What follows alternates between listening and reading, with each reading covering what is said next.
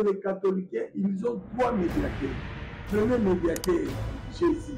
Deuxième médiateur.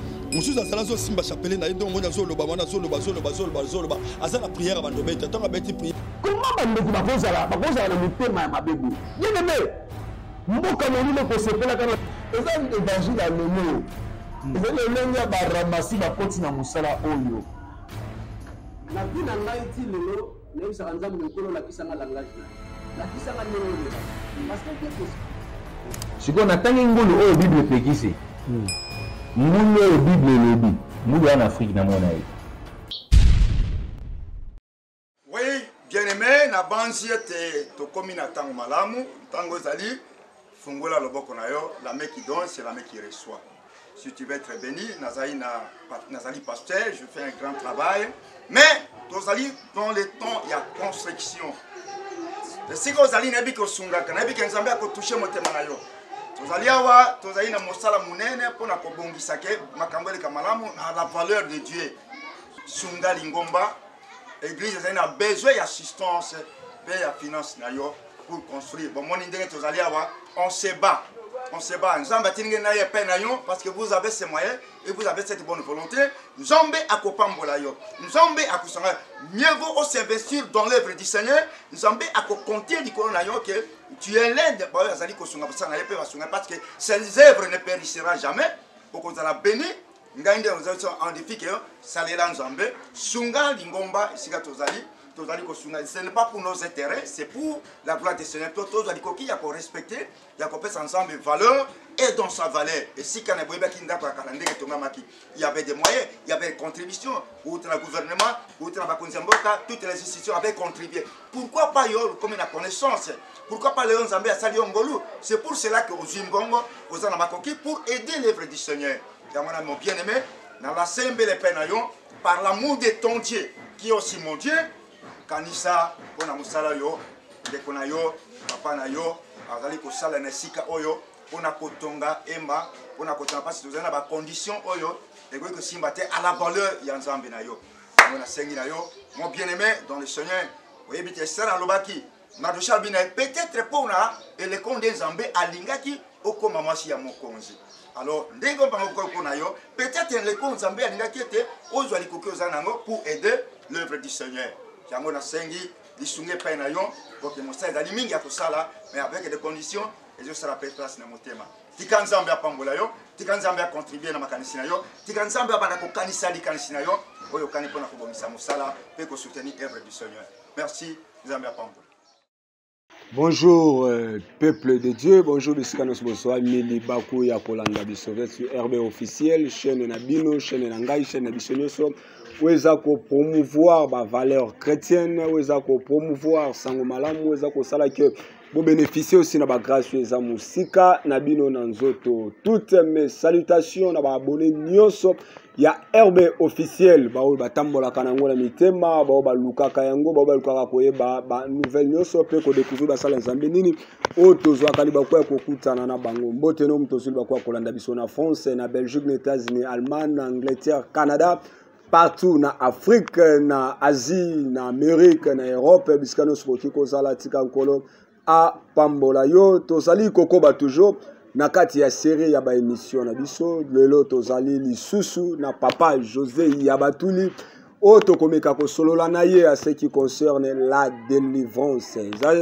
Tiens moko tozo bandela moi mingi parce que c'est très important, c'est très capital et na yende tokozala lelo mais émission lelo na bandiango na moi passi na motema pourquoi bon on en parlera mais tokotana nous na oyo okuteli biso na yango tobeta ngo na sima bokoye ba passe na ngeza nini mais mbote na na papa mbote bien aimé to sepeli ko sala na olsulelo na jesengo e bande komi balandaki ba sepela ki pe ko yoka yo ce qui message moko particulier ko sala na bango ya mboto kota na sijalelo. Oui, message particulier zali ko pesa merci mingi. On a eu des quoi moi si à Mobali, aux allez kolanda de partout, aux allez kolakisa que vous en a besoin de découvrir, pour là au comme mayele, pour na comprendre mission oyo Yesu Christ oyo ko na mokili, oyo lelo yo mingi bazo comprendre que rôle naie, mission naie, vous allez sur quoi? pesi nzambe merci pour na confiance que ozolanda pe comprendre par Dieu oyo alingi esalema bongo. Merci. Voilà, Papa Soroko se présenter encore pour une nouvelle fois na bandeko ba moni lelo. Oui, on a bandeko ba moni lelo na bengami na kombo ya Pasteur José ya Batulu. Nazali moko na ba bazwi ngolo pe na Nzambe pona ko teya pe ko kamba pe ko lakisa. Yangwana nazwami awa na ville ya Kinshasa, plus précisément na quartier Yaoundé, na commune à Limete. Nazali wana elongo na bana na Nzambe pona kolakisa pe pona koteya pe kobongisa kelobi Nzambe azwa lokumu na mosala. Vraiment ndenge na uti koloba nazali pasteur responsable nazali kokamba église na kombo ya église Parole de Vie. Merci, voilà pour ma présentation. Voilà, merci papa. Ezalaki sengo pona biso koyoka yo su komita lisa de so bana Nzambe. Mais papa lelo na délivrance na sijo to zana ngo lelo bana Nzambe bako comprendre. Oui. Lelo ezali chance, ezali libaku. On a ebi ko comprendre lelo po ko zwa eloko ya sika lisusu tango supe ya kala. On azali pas la seule personne où musali oya yebi makambo wana ya bonzambe. Tozali ebele to bengami pe to tindami. Okilelo na ndimi ko sala émission sur la délivrance ezali na tina. Batu bayeba kate. Peut-être batu bazo comprendre te. Délivrance. Délivrance c'est tant que délivrance. Ezo moni sake moto akangami quelque part. Alors il faut azoluka lisungi to secours pour abima. Azwa moi liberté. Donc azali na likokite ya kosala o ya kosala parce azali bloqué quelque part. Oui ya solo. Toki ko luka ndenge nini ya kobimisa mutu alolenge wana. Mais to sengeli ko comprendre que na vie ya bonzambe na mokili tozali na makambo mibale. Tozali na nzoto pe tozali na molimo. Na kati na nzoto azana besoin na ye. Na kati ya molimo pa azana besoin na ye. Alors, en quoi tu peux délivrer yo? En quoi Nzambe a pesé que tu es peine pour te délivrer yo? Tu peux bander la wapi? Faut te ba délivrance c'est moi tu peux ça la pona nini? Yangwana na lingaki tozonga muke na makomi. OK. Na mukanga ya Genèse. Genèse chapitre 6 verset 1 à 6. Genèse chapitre 6, verset 1 à 6. Le Banzambe.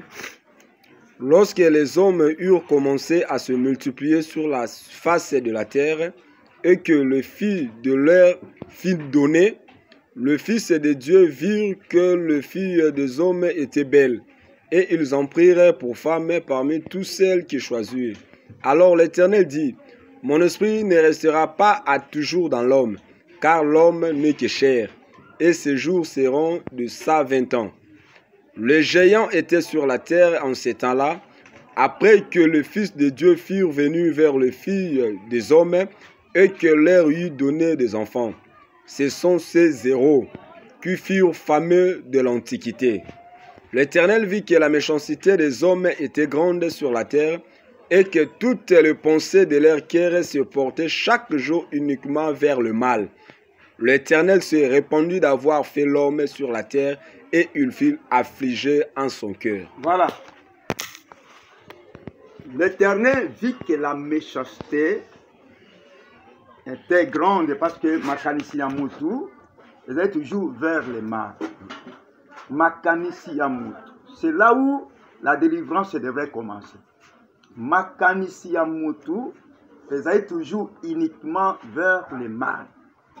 Alors, na ko délivrons de genini to yeso ko délivrons de genini aussi le take Nzambe oyo azali polinga ngai na yo Nzambe oyo azana posa na ngai na yo akoki komona nanu teke makanisi na yo ekomi malamu.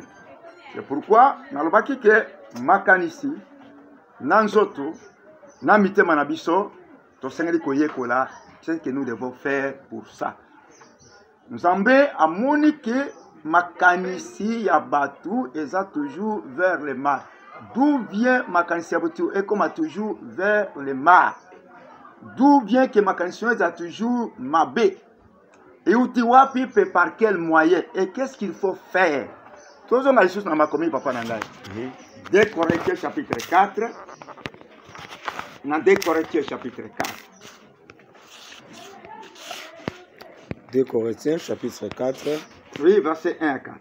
Verset 1 à 4. C'est pourquoi, ayant ce ministère, selon la miséricorde qui nous a été faite, nous ne perdons pas courage.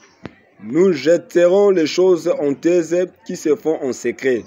Nous n'avons point une conduite astucieuse et nous n'alecterons point la parole de Dieu. Mais, en publiant la vérité, nous nous recommandons à toute conscience d'homme devant Dieu. Si notre évangile est encore voilé, il est voilé pour ceux qui périssent, pour les incrédules dont le Dieu de ces siècles a aveuglé l'intelligence, afin qu'ils ne visent pas briller la splendeur de l'évangile de la gloire de Christ qui est l'image de Dieu. Voilà. Le Dieu de ce siècle qui est à la base.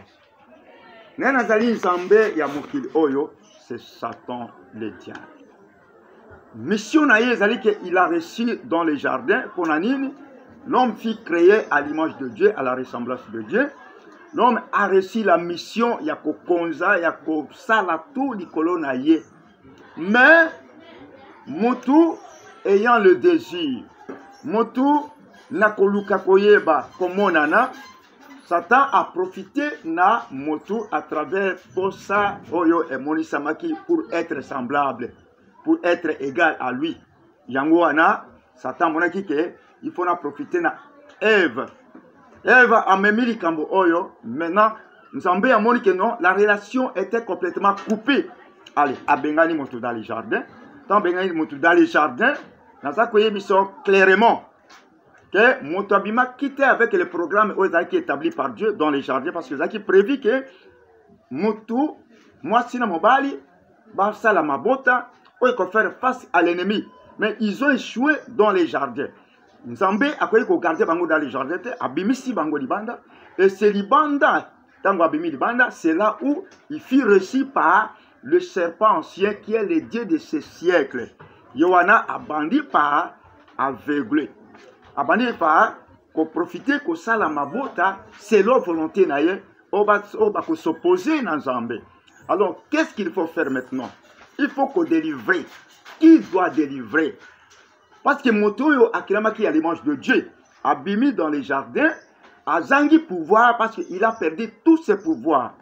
Vous vous souvenez que dans Aleka qui face à face à Satan, donc Satan que Mokilo et Pessamelier, Bazaki na débat entre Bango Ibale, Bitumana Bango, il est écrit, au Perbi, il est aussi écrit. La raison pour laquelle la délivrance, Oyo, Tozali Koluka Toye Bayango, tu comprends Esaïe d'abord, Obunda pona kozongi sa conscience ya moto. Oyo e baby, oyo ba zipi mayer na ye, ba zipi lolenge na ye, et pona kosala échec na mission mutazana ngona kati na mokili. Alors, après tokotala, soki mayel tobo moto ezali vraiment assis et que Nzambe azongi, le corps n'aura plus de problèmes parce que le corps obligatoirement est concentré parce que la conscience de l'homme, ils avaient déjà porté à une délivrance parce qu'il a compris. Bref, solo là sur la délivrance. Mais délivrance c'est oyo, maman. Délivrance c'est on déconne à moi si. Tout ça mon allélo. Moutou aïe devant Dieu. Moutou aïe auprès des hommes de Dieu. Moutou aïe et pas des serviteurs de Dieu. Et pour demander une délivrance. Comment cette personne-là devrait être délivrée? Aussi longtemps que sa conscience est là, son intelligence, ses pensées ne sont plus délivrées. Vous vous souvenez que Natango Yakala, Tomonaki Israël, Babimaki na Boumbu, Nine Bimaki na Boumbu, Nzoto, par Moïse. Tango Nzoto et Bimi na Boumbu, et c'est là qui n'a mobeko va pesa qui na bango. Bon, quand il s'allie sous soutien Égypte, na Makamouana, tout c'est fini, vous vous êtes séparés. Na Ekolo o Enyokola Kibino, Nzoto et Bimi. Mais bien aimé, je vous le déclare clairement que la Bible otozo tanga elobi clair que atako Israël abimaki na boumbu mais la deuxième vit les épreuves bamonaki likolo ya nzala likolo ya posa mai babandi kokanisa lisusu Égypte aussi longtemps qu'ils ont reçu une interdiction que ne pensez plus encore en Égypte. Babandi kokanisa Égypte. Quand babandi kokanisa Égypte, ce qui fait que nous autres on est bimaki déjà en Égypte, mais makanisi ils ont qui en Égypte. Conséquence, ils n'ont pas pu entrer dans les promesses de Dieu. Ils n'ont pas pu entrer dans les promesses de Dieu. Nous avons préparé des bonnes choses pour Nabango. Nous avons préparé une terre promise là où courent les laits et les miens. Mais nous autres on est bimaki en Égypte, mais makanisi bango ils ont qui en Égypte pour des raisons Tolia qui les chrétiens ne savent pas supporter de certaines choses. Bazozonga na katikat na mokili ça le savoir. Mais bah ils besoin d'ensemble pour être délivrés. Na ko peut se lever sur un sujet ou un point mi balé. Bon monaki Lot. Dieu a visité Sodome et Gomorrhe. Nzambe a vu libota oyo ezali composé mama papa pe bana. Abimisi bango na katikat na délivrance on n'a pas sur bazalaki na kat na mboka Sodome attaque obedaki bien mais millions au bango ba fréquentaki millions bango ba fandaki et kokaki te jamais ko pesa bango via malamu po makambo zaki mabe. Dieu a voulu détruire ce pays. Maintenant tango abimisi bango nzoto ebimi mais ba mosusu nzoto ebimaki me makanisi zaki sima et une loi ne regardez pas en arrière. Luka kobi ki sabbo mwinayo, mais condition ne regardez pas en arrière. Ndekonangai ya mwasa mobile. Dans tous les problèmes de Dieu, dans tous les mystères, dans toutes les recommandations de Dieu, on ne bénéficie rien ce que vous avez un principe à appliquer pour yoko kiko sanini qu'on dit malo que oui, Dieu m'a délivré. Yamwana libota otang babimi, abi cherchez à sauver vos âmes et ne regardez pas en arrière. Maintenant, histoire, il y a moi si à l'autre. Et là, on est le kaki. Il y a Bimi, bien sûr, mais na Simanaye, Makanisezaki nano, na Sodome. Qu'est-ce qu'elle a pensé à cela? Tout y éviter. Yangwana, mes frères et sœurs dans le Seigneur. Yo zali kolangangai, kuzo langangai tozalanda Christ. Nzamba salingai malamu, asalingai ngolu, pour que je puisse m'exprimer devant vous. Alors, li kamboya mounen zali que la conscience, oyo sata bebisa. Et ce qui détruit aujourd'hui même les chrétiens. Il faut tout banda d'abord, kolongola yango, pona kozongisa, bonzambe kat na mayer na motu, bonzambe kat na conscience na motu. Pouvoir on appelle ça melibiso, pouvoir on appelle ça melibandeko, pouvoir on appelle ça melion, soki lelo oyo okozongisa, makalisine pe na zambe. C'est alors que vous s'attendrez que non, nous autres n'ayons et qu'on connaître une délivrance. Et que vous serez en mesure, il y a cause à la malam. Yangwana, mon frère, naza kosola malamu avec Dieu. Yesunde ayei na mokili oyo. Tori komituna nana eko kangola, na eko apprendre biso. Na eko la kisabiso ke mayele sani ezonga Yesu Christ. Kamata Esaïe au chapitre 42. Esaïe chapitre 42.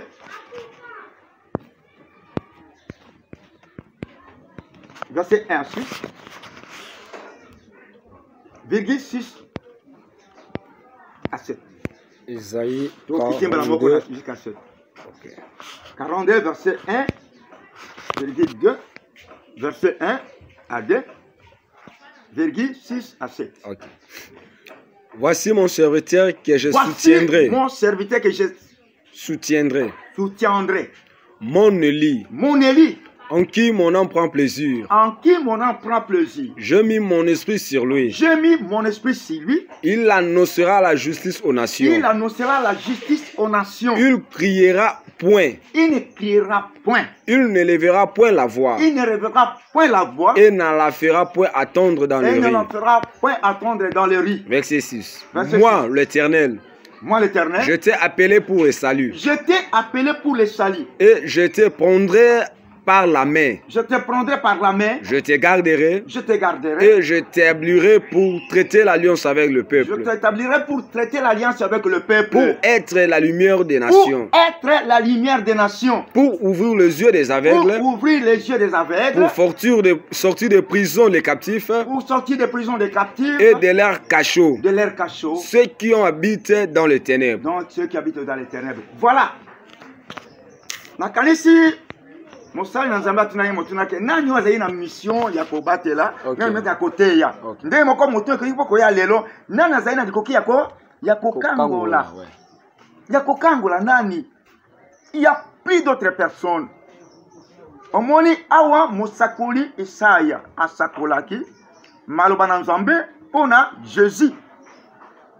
Alobi yo na poni yo na kosimba yo na kotambwisa yo pe atie kati na ye mulimu na ye.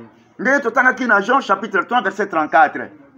Celui que Dieu a envoyé dit les paroles de Dieu parce que Dieu ne lui donne pas un esprit avec mesure. Nzambe lokola bi que il a une mission ya kosani ya kofungola miso ya bakufi miso pe ya kosakola sango malamu pour porter la lumière pe ya kobimisa na bakasho na ba prison. Attention mon frère, cachot n'est pas égal à la prison. OK. Cachot dans la prison et dans la prison ça différent. Mais tata wana elengo wana yaya wana ndeko na biso wana et notre créateur qui est Jésus a reçu de Dieu cette mission. Monsieur Sadalité à part Jésus. Peut-être que tu n'as pas bongo à part Jésus. Jésus pas ça c'est ni. À ça kufa. À ça c'est quoi? Mais ça n'a bon moi. Azali invisible dans la chair. Bongo basai. OK. Yesu nzambe Yesu bini lokola tata atindinga ngape na sanini na totinga bino. Mais yama bakike Bible dit il faut que tu sois envoyé de Dieu et tu auras reçu l'esprit de Jésus en vous comme il a reçu l'esprit de Dieu en lui. Yamana on porter quoi? La lumière. C'est pourquoi dans le bakamingi que ceux qui t'ont la Bible, j'ai toujours posé cette question. Pourquoi combo ténèbres et zaka toujours n'a plus rien?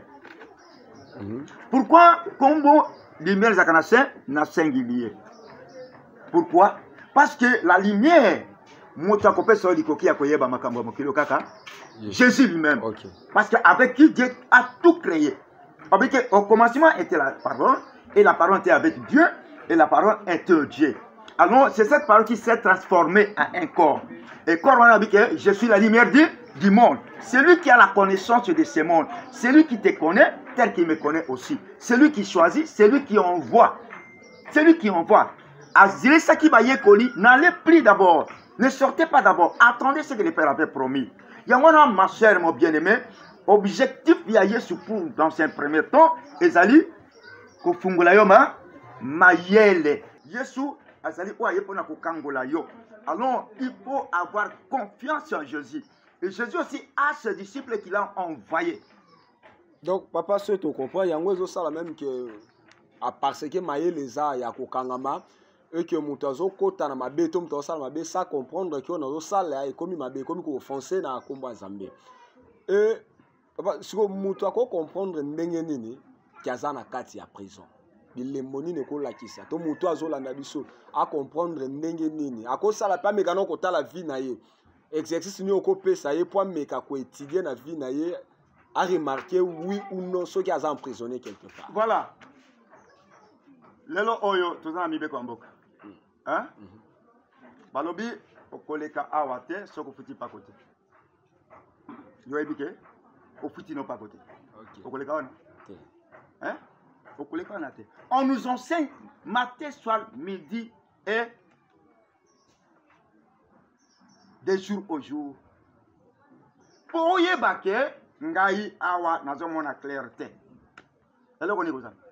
Yo bike yo sani musana oti. Hein? Osani musana ozolona ndune senide. Omondina bayo sani. Eso bima. Me oya yo? Bimite. Ekosani. Ekotuno mituna. Ozomona ke makanisi yo ezali na kati na singa na pona nini ndunda na sanide. Ezo bimate. Et pourquoi je ne prospère pas dans ma vie? Et pourquoi je n'arrive pas? Yamona mon frère. Koyeba ke nazali na difficulté nazali na kacho, c'est simple. C'est simple. Tout ce qui arrive dans ta vie, qui est contraire à l'objet, les autres actions que je ne suis pas en ligne avec Dieu. OK. Parce que la Bible est autorisée et pessibiso ni koki ya makambo nyonso. Abi, vous serez bénis. C'est quoi? Au pas en mite.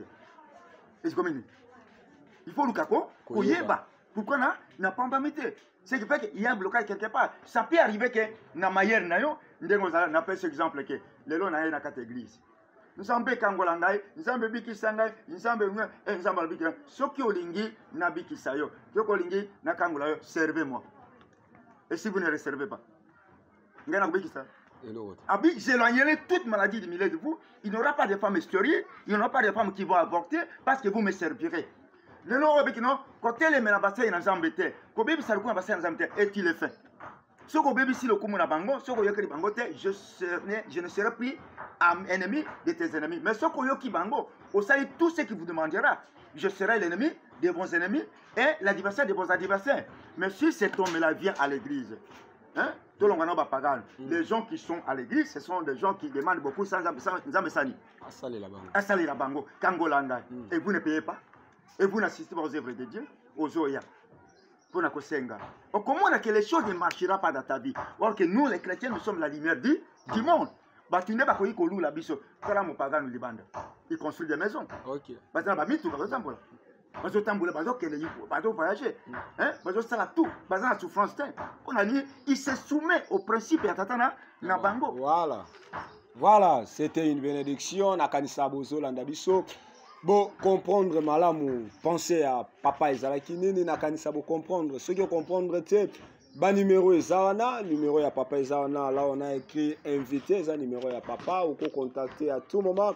Et numéro nabiso eza juste wana okoki kobenga biso na commentaire na yo okoki ko poser question na yo okoki ko pesa vie na yo okoki ko pesa makanisi na no sotiko lo bamawa et to komi na suka ya émission na biso pona mokola lelo na kanisa bo pambola maki na tango tolekisi et sala kibino bien ko za ensemble na biso elongo nzambe ya pambola bino et passe na ngai eza nini passe na ngeza comment lelo tozo négliger musala nzambe SOS ya basala nzambe tozo ka lisusuté tozo mona bato bazako se pumone ko pesa biso évangile ko lakisa biso nzela koma bazo sala ngona ba condition eza difficile mais ngana otom su toza na sanfa to kangi maboko mais bien aimé mbongo za nango nzambe pa za nango besoin bibelobi nini okopesa na nzambe soki uti na nzambe te oza nango uti na nzambe kabola yango na basala ya nzambe kabola yango na musala ya nzambe zwa te ko soutenir basala ya nzambe tia basala ya nzambe tia musala ya nzambe na budget na yo na programme na yo et ko za la bénédiction to vandi na basala ya nzambe en tout cas to moni condition misala ya nzambe zo salema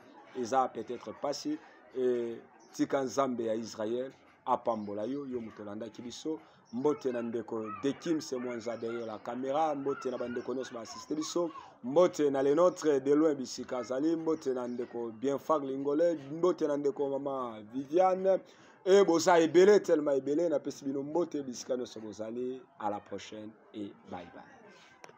Et les catholiques ils ont trois médiateurs. Premier médiateur Jésus. Deuxième médiateur. Monsieur Azalazo Simba Chapelle na ndo ngona zoloba wana zoloba azana prière bando beta tonga beti prière. Comment bando ko bakozala na mutema ya mabebu. Yene mboka molimo ko sepela kana eza évangile ya lelo. Eza lelo ya baramasi bakoti na musala oyo. Na bina ngai ti lelo nebisa nzambe nkolo la kisanga langage. La kisanga lelo. Parce que siko natangi ngulu oyo Bible pekisi ngulu oyo Bible elobi ngulu en Afrique na mona ye